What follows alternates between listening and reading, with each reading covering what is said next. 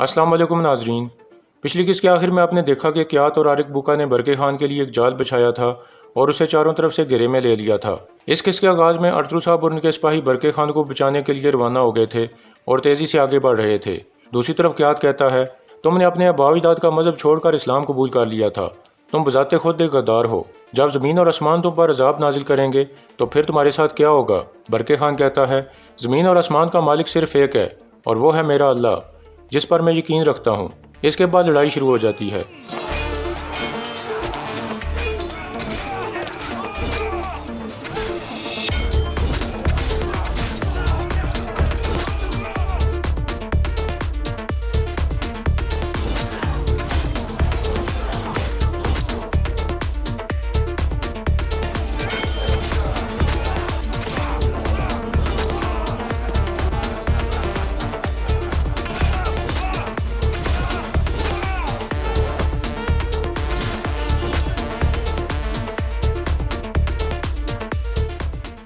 اس طرح برقع خان کے ایک آدمی کے علاوہ سب مارے جاتے ہیں۔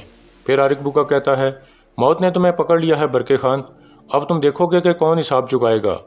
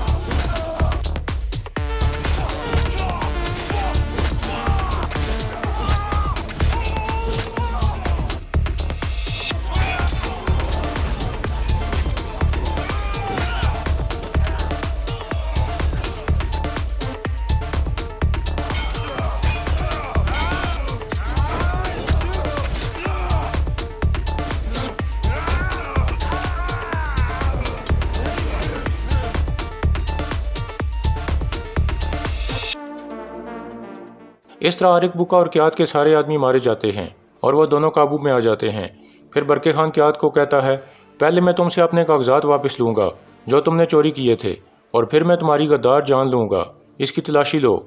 یہ سن کر ایک سپاہی اس کی تلاشی لینے لگتا ہے اور وہ کاغذات نکال لیتا ہے۔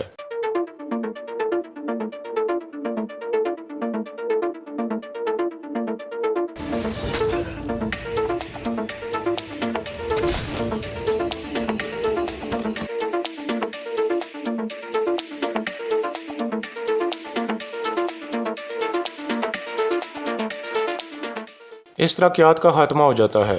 پھر عارق بوکا کہتا ہے، تم کیا سمجھتے ہو کہ ہمیں مار کر جیت جاؤ گے؟ ہمارے پاس ہزاروں کیات اور ہزاروں عارق بوکا ہیں، تم ملاگو خان کو کبھی نہیں ہرا سکو گے۔ ارطغرل صاحب کہتے ہیں، ہر غدار اور ہر ظالم کے لیے ہمارے پاس کافی تلواریں ہیں، ملاگو خان کی طرف میں خود پیغام بھیجوں گا، اسے ہماری طرف سے صرف ایک ہی چیز پتہ چلے گی کہ حق کی فتح ہوئی ہے اور باطل کی شکست۔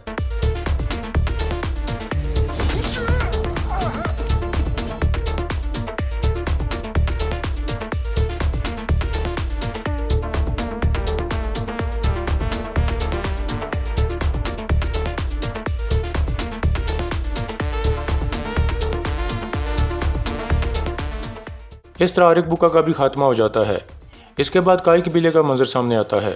ایک بلگے کو دوا پلائی جا رہی تھی، اتنے میں آئمہ خاتون آ کر پوچھتی ہیں، اس کا کیا حال ہے ارطغرل صاحب؟ ارطغرل صاحب کہتے ہیں، ہم نے انہیں دوا پلائی ہے، اس سے ان کا بخار کم ہو گیا ہے، اب ان کی جان خطرے میں نہیں ہے اور یہ جلد ہوش میں آ جائیں گی۔ یہ سن کر آئمہ خاتون خوش ہو جاتی ہیں اور اللہ کا شکر ادا کرتی ہیں۔ دوسری طرف ارطغرل صاحب کے سپاہی سمندر کے کنارے پر کھڑے تھے اور واپسی کے لیے تیار تھے۔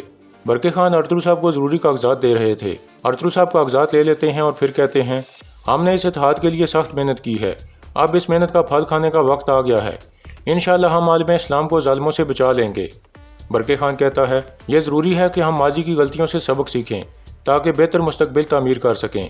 میں ایک منگول تھا، اگر میں اسلام کی طرف نہ آتا تو میں بھی لاگو خان جیسا بن سکتا تھا۔ اللہ نے ہماری حفاظت کی اور اب ہم دوبارہ اکٹھے ہو گئے ہیں۔ اس کے بعد وہ دونوں کھڑے ہو جاتے ہیں۔ ارطغرل صاحب کہتے ہیں، اناطولیہ کے ترک ایک جھنڈے کے نیچے متحد ہو جائیں گے انشاءاللہ۔ برقع خان کہتا ہے، اللہ ہماری مدد فرمائے۔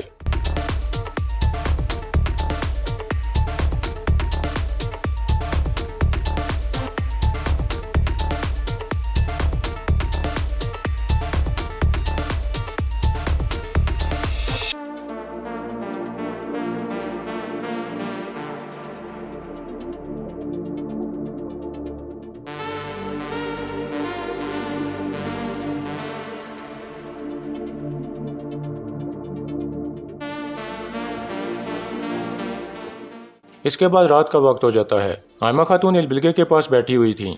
اتنے میں البلگے ہوش میں آ جاتی ہے۔ آئمہ خاتون پوچھتی ہیں، کیا تم ٹھیک ہو بیٹی؟ البلگے کہتی ہے، مجھے اندر بہت جلن ہو رہی ہے والدہ، مجھے پیاس لگی ہے۔ یہ سن کر آئمہ خاتون اسے پانی ڈال کر دیتی ہیں۔ البلگے پانی پینے کے بعد آئمہ خاتون کا شکریہ ادا کرتی ہے۔ پھر آئمہ خاتون کہتی ہیں، تم نے ہمیں بہت ڈرا دیا تھا بیٹی، میں خوفزدہ تھی کہ کہیں کچھ برا نہ ہو جائے۔ البلگے پوچھتی ہے، سرما کی کیا خبر ہے؟ آئمہ خاتون کہتی ہیں، وہ فوت ہو گئی ہے بیٹی، سپاہیوں نے اسے تمہارے بھائی کی قبر کے قریب دفنا دیا ہے۔ البلگے دکھی ہو کر کہتی ہے، ایک نے ہمارے قبیلے کو خطرے میں ڈالا اور دوسرے نے میری جان لینے کی کوشش کی، لیکن پھر بھی وہ میرے بہن بھائی تھے۔ میں اتنی بڑی دنیا میں بالکل اکیلی رہ گئی ہوں۔ آئمہ خاتون کہتی ہیں، اب سے تمہاری جگہ یہاں ہے بیٹی، ہم تمہارے ساتھ ہیں، اب سے میں تمہاری ماں ہوں۔ یہ سن کر البلگے جذباتی ہو جاتی ہے۔ اس کے بعد 2 دن بعد کا منظر سامنے آتا ہے۔ ارطغرل صاحب اور ان کے سپاہی واپسی کے راستے میں ایک جگہ رکے ہوئے تھے اور نہر میں ہاتھ منہ دھو رہے تھے۔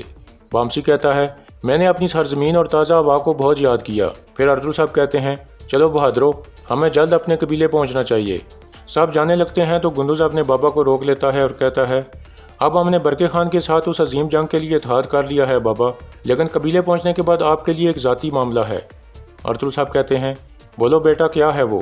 گندوز کہتا ہے، آپ کی شادی بابا، آپ نے بلگے خاتون سے وعدہ کیا تھا کہ اس ذمہ داری سے واپس آ کر آپ ان سے شادی کر لیں گے۔ ارطغرل صاحب کہتے ہیں، تو پھر تمہیں کیا مسئلہ ہے؟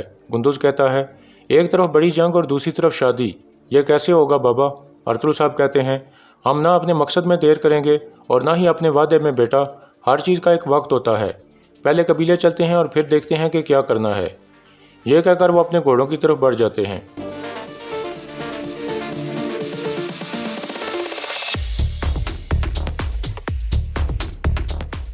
دوسری طرف البلگے کی صحت کافی بہتر ہو چکی تھی اور وہ مرکزی خیمے میں افسا خاتون سے بات چیت کر رہی تھی۔ اتنے میں عثمان اندر داخل ہوتا ہے۔ وہ ایک پرندے کا شکار کر کے لایا تھا۔ افسا پوچھتی ہے، یہ کیا ہے عثمان؟ عثمان کہتا ہے، یہ آپ کے لیے ہے البلگے خاتون۔ البلگے کہتی ہے، اس زحمت کی کیا ضرورت تھی عثمان؟ تم نے اپنے آپ کو کیوں مشکل میں ڈالا میرے لیے؟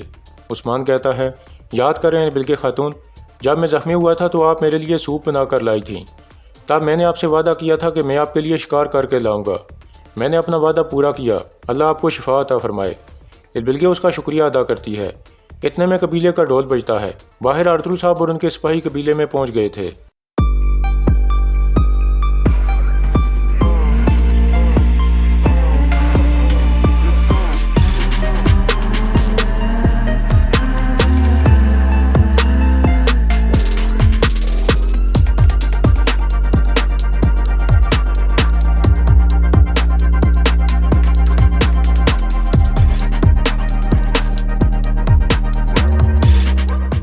آئمہ خاتون بہت پرجوشی سے سب کو خوش آمدید کہتی ہیں۔ پھر وہ سب گھوڑوں سے اتر آتے ہیں اور اپنے پیاروں سے ملاقات کرنے لگتے ہیں۔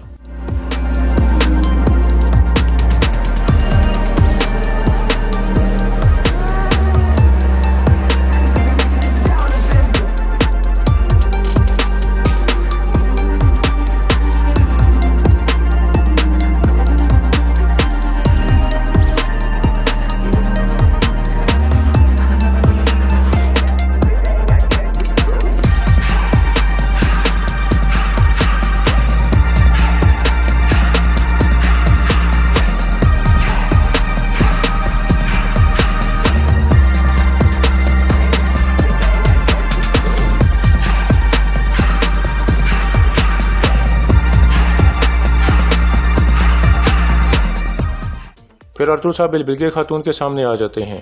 البلگے کچھ پریشان دکھائی دے رہی تھی۔ اتنے میں آئمہ خاتون کہتی ہیں، ہم نے تمہیں کچھ بتانا ہے بیٹا، چلو اندر چلتے ہیں۔ اس کے بعد وہ سب اندر کی طرف چل پڑتے ہیں۔ اندر پہنچ کر وہ سب بیٹھ جاتے ہیں۔ ارطغرل صاحب پوچھتے ہیں، گندوگدو بھائی اور سلجان خاتون کہاں ہیں؟ ترگت کہتا ہے، ان کے قبیلے سے خبر آئی تھی جس کے بعد وہ واپس چلے گئے۔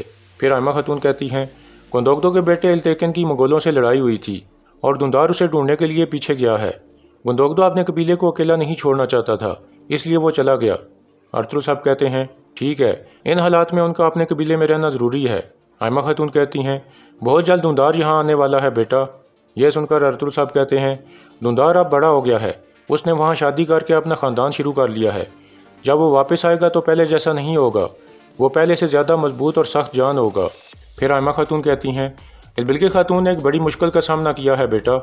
یہ سن کر ارطغرل صاحب پوچھتے ہیں، خیر ہے البلگے خاتون؟ البلکہ کہتی ہے منگولوں نے ہمارے نئے سردار کے انتخاب میں مداخلت کی تھی ارطغرل صاحب۔ ترگت صاحب اور گندوگدو صاحب کی مدد سے ہم نے اس مشکل سے نپٹ لیا تھا۔ اس کے بعد سرما نے انتقام کے لیے مجھے زہر سے مارنے کی کوشش کی تھی، وہ میرے ہاتھ سے اپنے انجام کو پہنچ گئی ہے۔ ارطغرل صاحب پوچھتے ہیں اب آپ کیسی ہیں؟ کیا کائی والوں نے آپ کا اچھا خیال رکھا؟ البلکہ کہتی ہے اللہ ان سے راضی ہو، انہوں نے میرا بہت اچھا خیال رکھا، اللہ کا شکر ہے کہ ابھی میں بالکل ٹھیک ہوں۔ ارطغرل صاحب کہتے ہیں انصاف اور سچ کے لیے آپ کی بہادری کو کبھی فراموش نہیں کیا جا سکتا البلکہ خاتون۔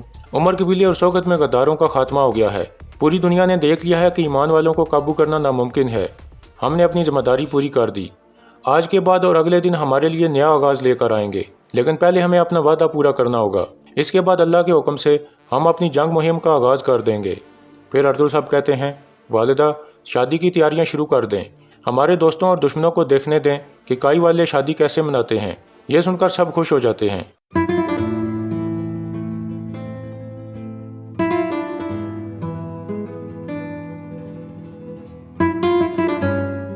اس کے بعد شادی کی تیاریاں شروع ہو جاتی ہیں، سب لوگ اپنی اپنی ذمہ داریوں کے مطابق کام کرنے لگتے ہیں۔